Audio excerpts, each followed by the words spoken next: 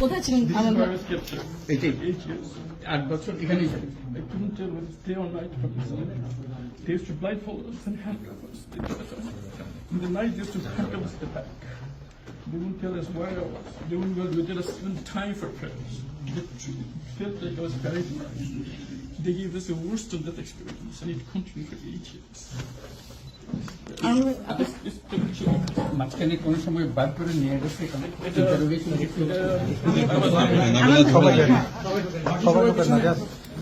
আর কেউ আসবে না, সবাই ঢুকেন না, সবাই ঢুকেন না কাইন্ডলি। এই 2-3টে ক্যামেরা যান ক্যামেরা যেতে দেন, ক্যামেরা যান, ক্যামেরা যাক ক্যামেরা দেন,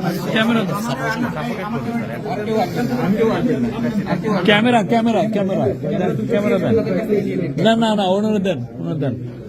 এই নাইম ঢুকেন,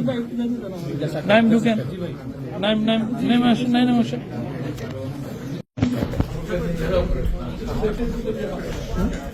স্যার এখান থেকে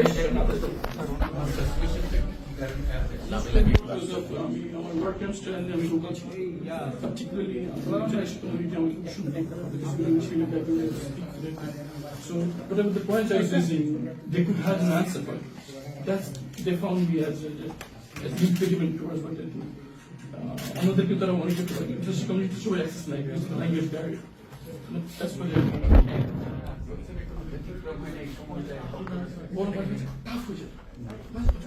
এরকম হতো যে 24 ঘন্টা চোখ বেঁধে হাত বেঁধে বসে রাখতো, কিছু দিতাম দাঁড়া দিতাম বলতো, তখন বলতো কেন স্যার আসলে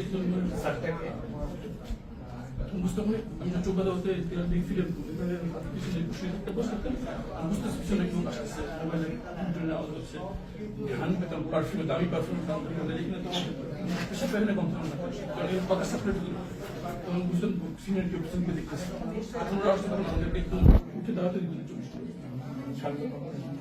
আমি তো পরে যেটা বুঝতে পারলাম যে 6 তারিখ ধরে মানে 5 তারিখে সে পালালো, 6 তারিখ ধরে আমাদেরকে ওখানে যখন আমাকে বের করে আমি মনে করছি waiting for a gunshot and that getting family for 8 years my daughters